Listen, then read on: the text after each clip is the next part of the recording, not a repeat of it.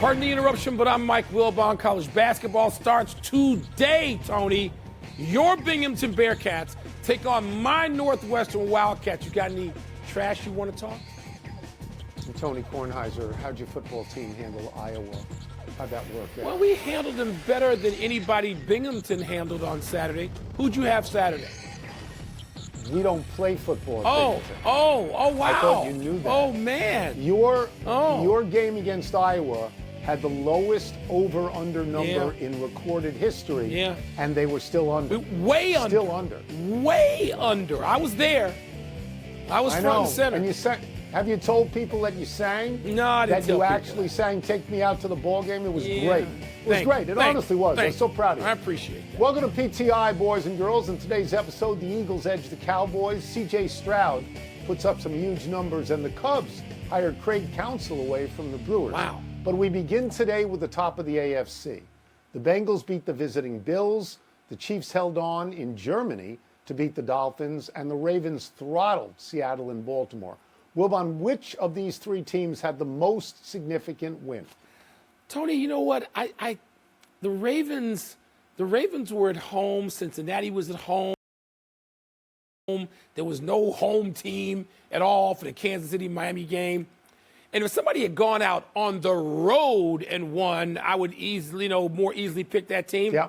So, but I've already condensed it for me to either Cincinnati or Baltimore, and Baltimore just throttled Seattle. Now, you and I had talked last week, and we thought, wow, this Seattle story is a nice little story. They're better than we think. We know they're well coached. This quarterback story is another layer of good story for Seattle. And then, boom.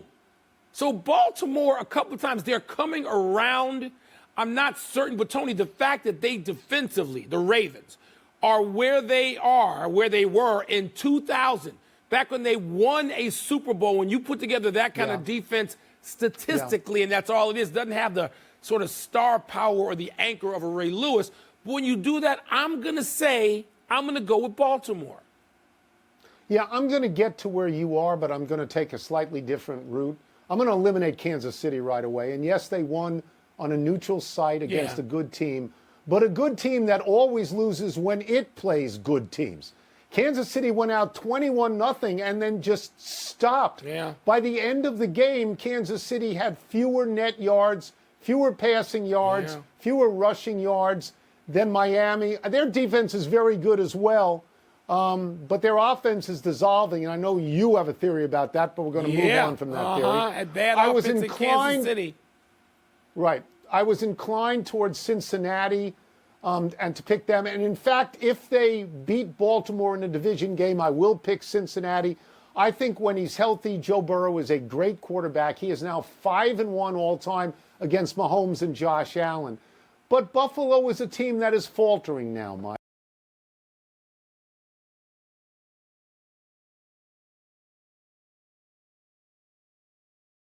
Team right now. As Michael Ray Richardson famously said, the ship be sinking. So I align with you in Baltimore because of the last three games that they had. They totally pummeled Detroit. Detroit is a division-leading team a couple of weeks ago. Yeah. Yesterday, they totally pummeled Seattle. Seattle was a division-leading team yesterday. Now, they beat a bad team in between Arizona, but they went on the road to do it, and it was between two tough games. They have the best defense in the league, 14 points a game, and their differential, their scoring differential is plus 115. It's the best in the league. So right now, like you, Baltimore. I think it's Baltimore. Yeah, they may be coming. Yeah, I do. They could be coming along. That Kansas City thing, we're going to keep revisiting that. I know we will. Couldn't score in the half.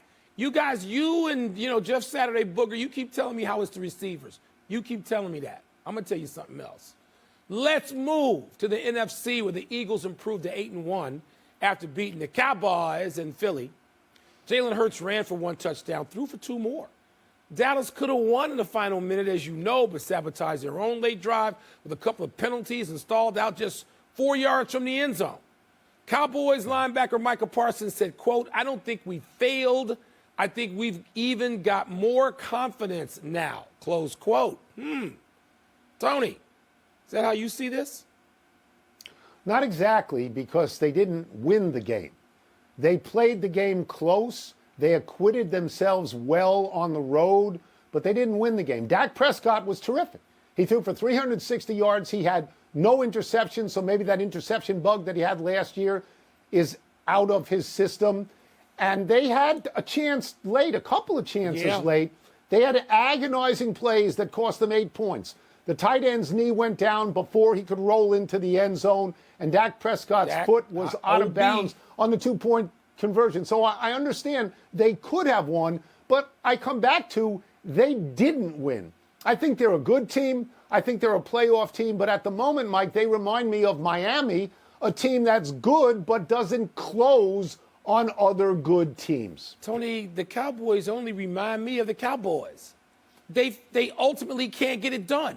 They're just short or just out of bounds or just can't come up on 4th and go. That's what they do. Every year, this is their move. So, no, until the Cowboys show that particularly against worthy teams in important situations that they can actually close it, finish the game. I mean, there are baseball teams. God knows my Cubs have been one of them where they can't find a closer. And they look great for 8 2/3 innings for a number of weeks and months per season. And they can't get the 3 outs in the 9th.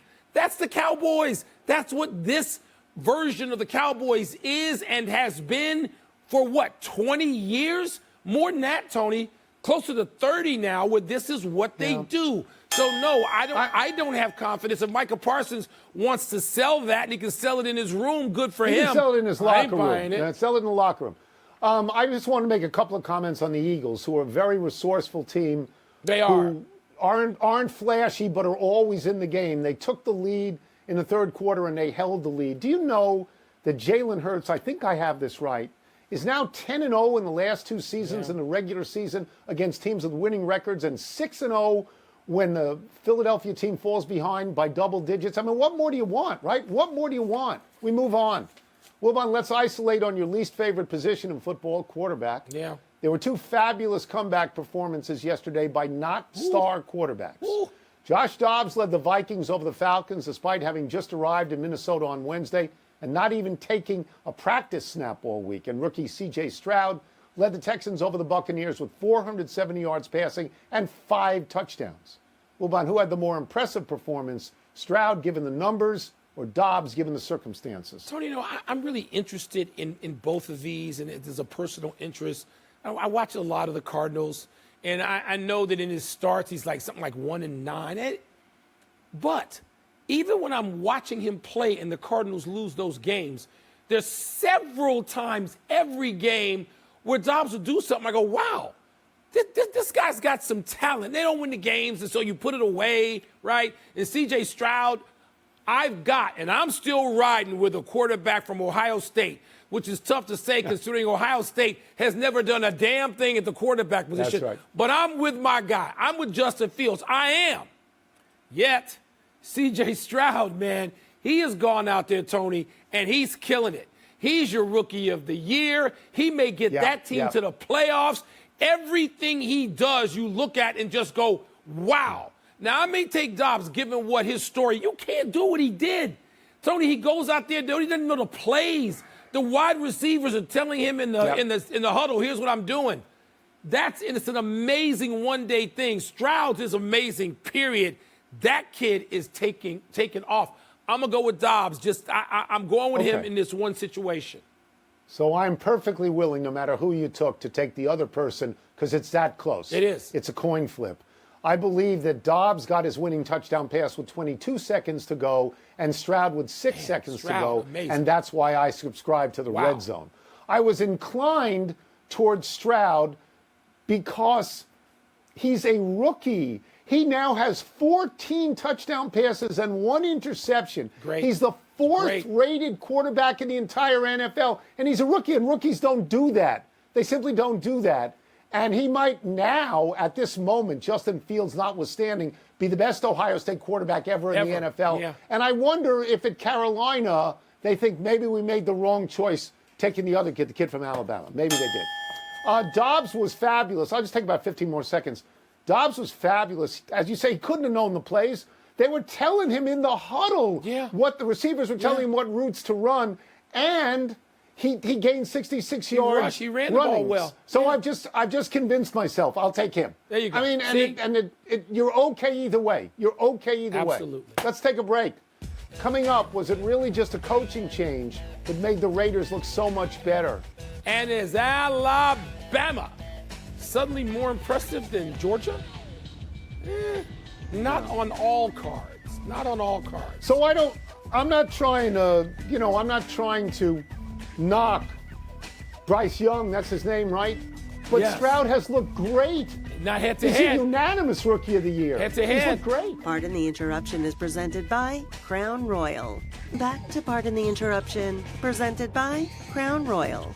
Part of Happy Hour.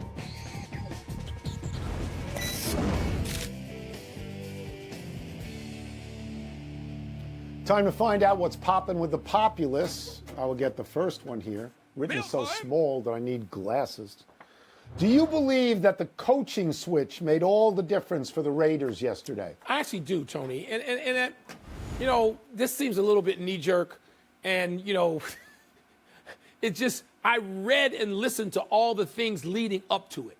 How the players finally expressed their dissatisfaction with all the folks that, the son of Al Davis canned the, week of a game like this.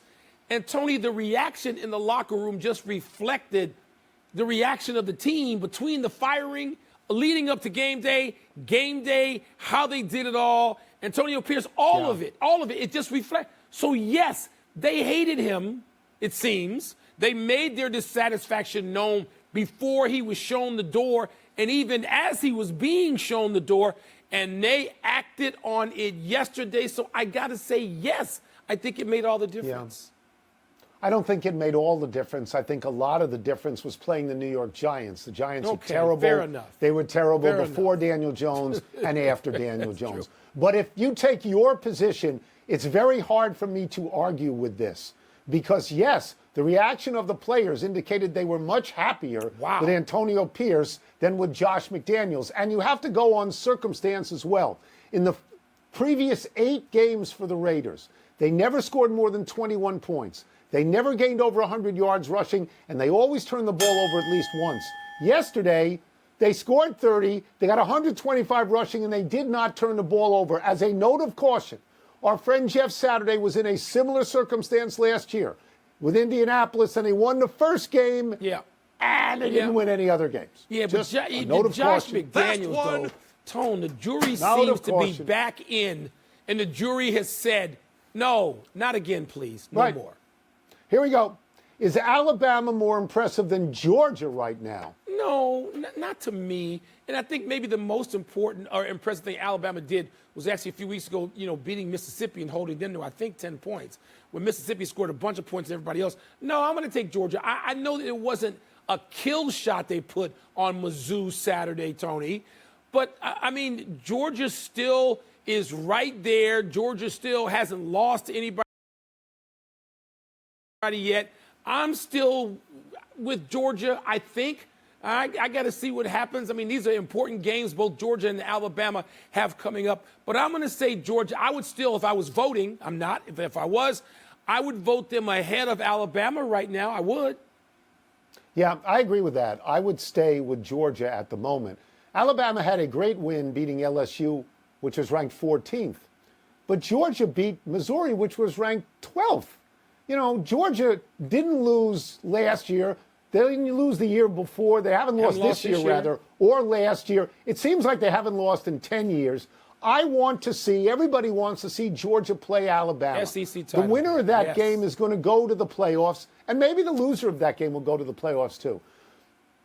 But Alabama lost at home this year to Texas, Mike, in what I think is the signature win of the entire season so far. So that's why I'm sticking with Georgia. It could change. I assume they're going to play in the SEC championship game, but Georgia has done nothing to diminish my confidence. Nothing. They continue to win without the best tight end in the country. I told you, Tony, I would have voted Georgia ahead of Ohio State in the college football playoff. I would have. And Ohio State didn't cover itself in glory in that game with Rutgers on Saturday, so I might be okay, even though I understand the committee and what they did.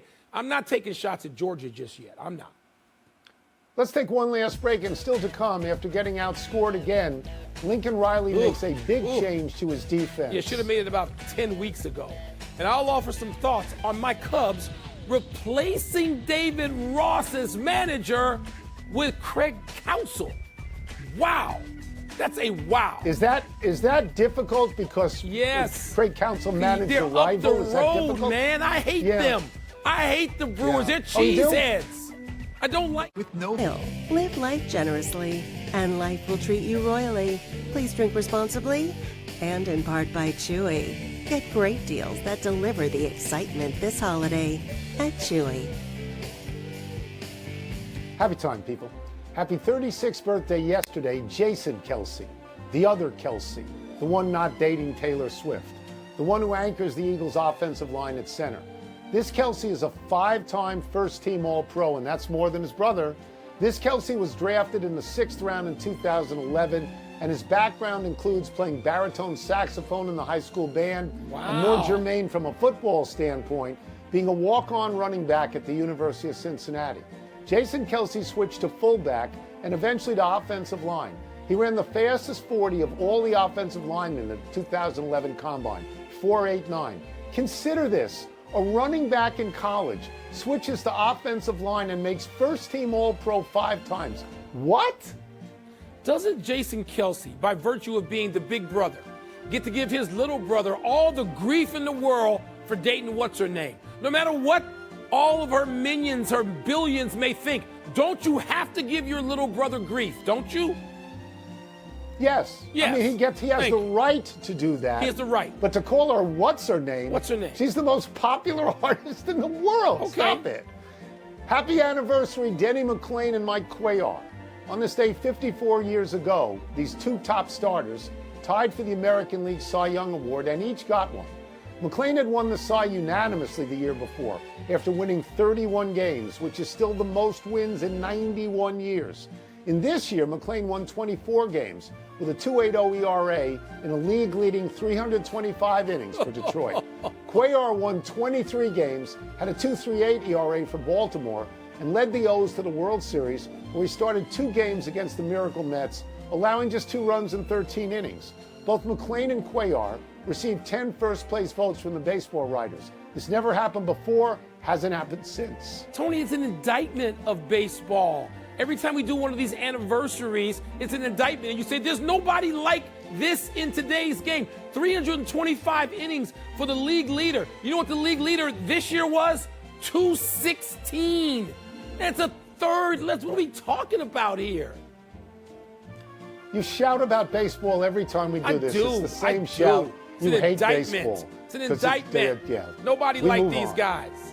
Happy trails, Alex Grinch, your boy, Wilbon. Yeah. USC's defensive coordinator was dismissed yesterday after USC gave up 52 points to Washington on Saturday. USC has given up 101 points in its last 2 games and has given up 40-plus points in 5 of its last 6. USC has now lost 3 of its last 4 games. They needed 50 to win that one game. USC's defense is ranked 120th against the run and 107th against the pass. USC coach Lincoln Riley had brought Grinch with him from Oklahoma. Defensive line coach Sean Nua and linebackers coach Brian Odom will be co-coordinators for the rest of the season.